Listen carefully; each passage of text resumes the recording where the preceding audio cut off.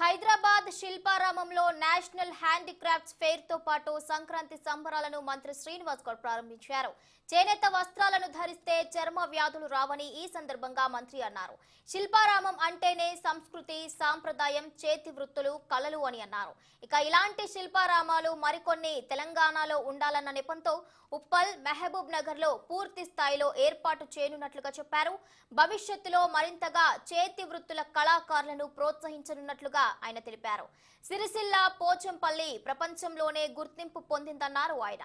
అగ్గిపెట్టెలో చీరను పెట్టే విధంగా నేసిన నేత కార్మికులకు 100 కోట్ల రాయితీలను ఇచ్చి అభివృద్ధి చేస్తున్నట్లు చెప్పుకొచ్చారు మంత్రి శ్రీనివాస్ గౌడ్.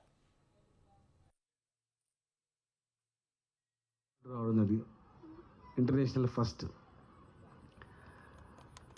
అదేవిధంగా ఒకనాడు అగ్గిపెట్టెలో చీర నేసి ఆనాటి రాజులను అబ్బురపరిచినటువంటి చరిత్ర ఉన్నటువంటి నేత కార్మికులకు ఈరోజు కొన్ని 100 కోట్ల రూపాయల రాయితీ ఇచ్చి చేనేత వృత్తిని డెవలప్ చేయడం జరిగింది.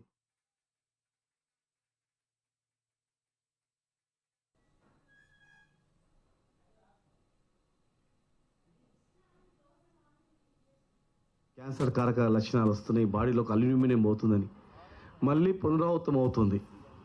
పురాతనం అనేది పునరావృతం అవుతుంది. చేనేత వస్త్రాలు దొడితే చర్మ వ్యాధులు రావని చెప్పి చరిత్రలో ఉంది.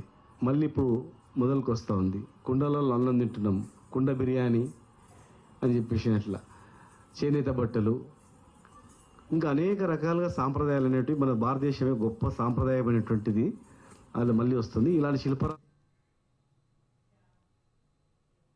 ఇవి bulletin updates. Keep watching 6 TV. సామాన్యుడి ఆరోపణ.